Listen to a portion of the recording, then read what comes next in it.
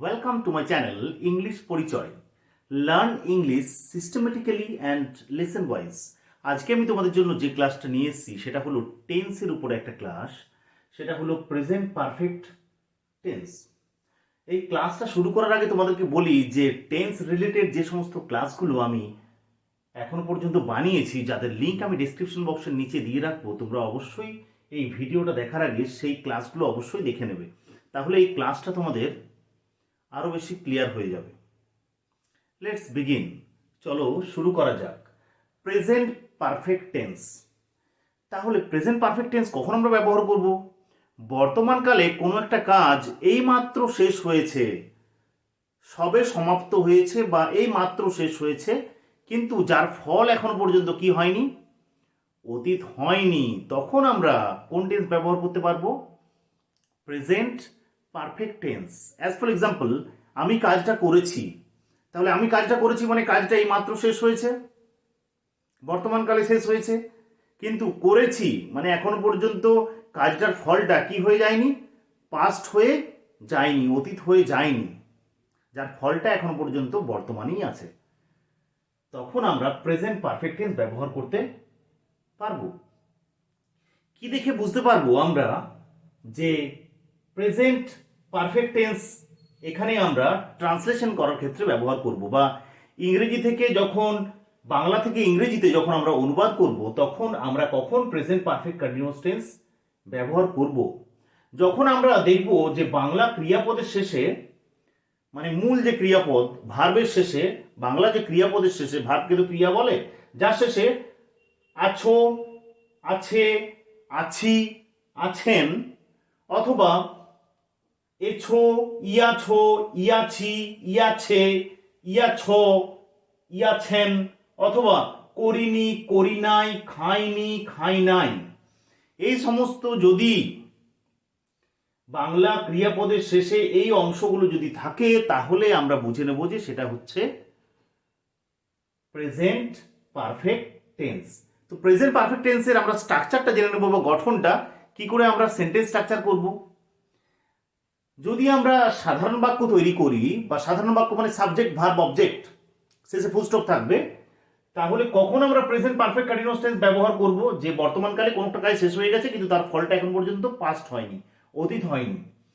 তো তখন আমরা কি করব? প্রথমে সাবজেক্ট বসাবো, বাক্যে যে কাজটা করছে বা যার সম্বন্ধে বলা হচ্ছে, তারপর সাবজেক্ট অনুযায়ী হ্যাভ বা হ্যাজ বসাবো। হ্যাভ কখন বসবে, হ্যাজ কখন বসবে? সিম্পলি মনে রাখবে যে একটা জিনিস বা একজন বোঝালে হ্যাজ, একের অধিক জন বোঝালে বা একের অধিক জিনিস বোঝালে হ্যাভ বসবে। একমাত্র আইটা ব্যতিক্রম, আইটা একজন হওয়া সত্ত্বেও তারপরে কি বসে? হ্যাজ না বসে হ্যাভ বসে। এরপর মূল ভার্বের পিপি ফর্ম বা থার্ড ফর্ম। তো তোমাদেরকে এর আগে বলে রাখি যে conjugation of verb, present, past, past participle, এগুলো বেশি বেশি করে রাখবে, কারণ ভার্ব ছাড়া তো আমরা কোনো জিনিসকে বলতে যাচ্ছি বা লিখতে যাচ্ছি তাহলে লিখতে পারবো না, আমাদের শব্দ তো দরকার। তাই মূল ভার্বের পিপি ফর্ম বা থার্ড ফর্ম বা পাস্ট পার্টিসিপল ফর্ম করবে, আর যা থাকবে তাই বাক্যের শেষ অংশটা, তো শেষে ফুল স্টপ। এরপর প্রশ্নবোধক বাক্যে কি করব আমরা? প্রেজেন্ট পারফেক্ট টেন্স যখন ব্যবহার করব প্রশ্নবোধক বাক্যে, কিছুই তো নয়, আমি সাবজেক্টে বলেছি যে সাবজেক্ট প্লাস হ্যাভ বা হ্যাজ, সাবজেক্ট প্লাস সাহায্যকারী ক্রিয়া, আর প্রশ্নবোধক বাক্যের ক্ষেত্রে সাহায্যকারী ক্রিয়া যুক্ত সাবজেক্ট, মানে কিছুই নয়, শুধু হ্যাভ আর হ্যাজটা আগে চলে এলো সাবজেক্টের আগে, বাকি যা থাকবে তাই হ্যাভ বা হ্যাজ, তারপরে সাবজেক্ট, তারপরে মূল ভার্বের পিপি ফর্ম, যা থাকবে তাই, শেষে ফুল স্টপ। শুধুমাত্র যদি সাবজেক্ট ধরো থাকে আই হ্যাভ, বাক্যটা এরকম থাকে হ্যাভ আই হ্যাভ সাধারণ বাক্যে, তাহলে প্রশ্নবোধক বাক্যে কি হয়ে যাবে? Have I. চলো ট্রান্সলেট ইনটু ইংলিশ। আমরা কিছু ইংরেজিতে অনুবাদ করে দেখে নিই যে কি করে আমরা ট্রান্সলেশনের সময়, কথা বলার সময় ইংরেজিতে বা লেখার সময় বা ট্রান্সলেট করার সময় বাংলা থেকে ইংরেজিতে কি করে আমরা বুঝতে পারবো যে এখানে প্রেজেন্ট পারফেক্ট টেন্স ব্যবহার করা হবে। নাম্বার ওয়ান, আমি গিয়াছি। তাহলে আমি গিয়াছি, আমি গিয়াছি মানে, গিয়াছি মানে কোন কালে কাজটা ঘটছে? বর্তমান কালে ঘটছে। গিয়াছি, গিয়াছি বাংলা ক্রিয়াপদের শেষে আছি আছে, এটাও রয়েছে। আরেকটা কি দেখি, কাজটা দেখি কিরকম ভাবে হচ্ছে। গিয়াছি মানে আমি গেছি কিন্তু তার ফলটা মানে কাজটা শেষ হয়েছে, আমার চলে যাওয়াটা শেষ হয়েছে, কিন্তু তার ফলটা এখন পর্যন্ত কি হয়নি, পাস্ট হয়ে যায়নি বা অতীত হয়ে যায়নি, তার ফলটা বর্তমানেই আছে। আমি গিয়েছি মানে কাজটা শেষ হয়েছে, তার ফলটা এখন পর্যন্ত অতীত হয়নি। তাহলে আমরা এখানে প্রেজেন্ট পারফেক্ট টেন্স ব্যবহার করব এই ট্রান্সলেশনটা করার জন্য। আমি গিয়েছি, তাহলে প্রথমে সাবজেক্ট, কে সাবজেক্ট, আমি, আই। তাহলে আমরা যখনই কনফার্ম হয়ে গেলাম যে এটা প্রেজেন্ট পারফেক্ট টেন্স ব্যবহার করা হবে, তাহলে সাবজেক্টের পরে কি বসবে, হ্যাভ বা হ্যাজ এর মধ্যে একটা। আমি বললাম একটা জিনিস বোঝালে হ্যাজ, একের অধিক বোঝালে হ্যাভ। আইটা হচ্ছে ব্যতিক্রম, যার পরে কি বসে, হ্যাভ বসে, এক বচন হওয়া সত্ত্বেও। I have. এরপর মূল ভার্বের পিপি ফর্ম বা third form, past participle form. গিয়াছি, এটা হচ্ছে মূল ভার্ব, তাই তো। গিয়াছি, গো মানে যাওয়া, তার past tense went, third form হচ্ছে গান, গো ওয়েন্ট গান, তাহলে থার্ড ফর্ম বসবে আই হ্যাভ গান। হয়ে গেল, খুবই সোজা। নাম্বার 2 দেখো, আমি কি গেছি, আমি কি গেছি বা আমি কি গিয়াছি যদি থাকতো, তাহলে সাধারণ বাক্যে করেছি আমি গিয়াছি, তখন আই হ্যাভ গান। প্রশ্নবোধক বাক্যে দিয়েছি এটা আমি কি গেছি বা আমি কি গিয়াছি, তখন সেক্ষেত্রে গিয়াছি মানে কাজটা শেষ হয়েছে, বর্তমানকালে তার ফলটা এখন পর্যন্ত অতীত হয়নি, গেছি বা গিয়াছি, তাহলে এটা প্রেজেন্ট পারফেক্ট টেন্স ব্যবহার করা হবে। তখন যখনই জেনে গেলাম, তখনই এটা সেন্টেন্স স্ট্রাকচারের ক্ষেত্রে কি বললাম, প্রশ্নবোধক বাক্যের ক্ষেত্রে হ্যাভ বা হ্যাজ। আই হ্যাভটা যদি সাধারণ বাক্যে হয়, প্রশ্নবোধক বাক্যে হয়ে যাবে হ্যাভ আই। সাবজেক্ট সাহায্যকারী ক্রিয়া সাধারণ বাক্যে, প্রশ্নবোধক বাক্যে সাহায্যকারী ক্রিয়াযুক্ত সাবজেক্ট। তাহলে এখানে সাবজেক্ট আছে আই, আমি, তাহলে আগে শুধুমাত্র হ্যাভটা চলে গেল। দেখো আই হ্যাভ গানটা আমি গিয়েছি, সেখানে একই রকম তো দেওয়া আছে, ইচ্ছে করেই আমি এটা দিয়েছি যে আমি কি গেছি, তাহলে আই হ্যাভ গান যদি আমি গিয়েছি হচ্ছে, তো আমি কি গেছি এটা হ্যাভ আই গান, হ্যাভ আই গান, জিজ্ঞাসার চিহ্ন।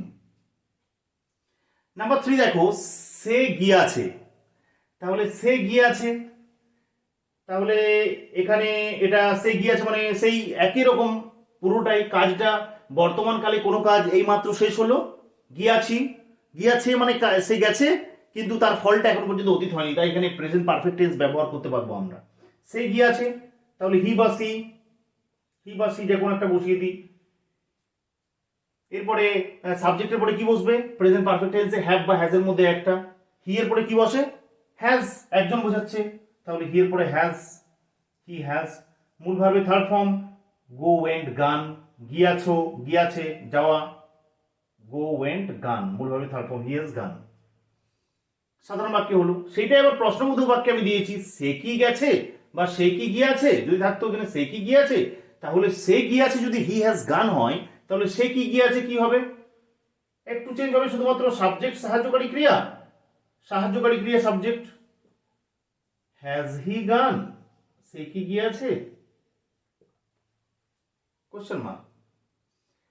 তারপর লক্ষ্য করো আমি যাইনি, তাহলে আমি যাইনি মানে আমার কাজটা বর্তমানকালে এইমাত্র শেষ হয়েছে, কিন্তু তার ফলটা এখন পর্যন্ত অতীত হয়নি। এই যে যাইনি, যাইনি যদি থাকে, তাহলে বাংলা ক্রিয়াপদের শেষে, তাহলে আমরা কি করব, সেক্ষেত্রে প্রেজেন্ট পারফেক্ট টেন্স ব্যবহার করবো। আমি যাইনি মানে আমার যাওয়াটা হয়নি, মানে বর্তমানকালে কোন কাজটা মাত্র শেষ হয়েছে, তার ফলটা এখন পর্যন্ত অতীত হয়নি, বর্তমানেই আছে।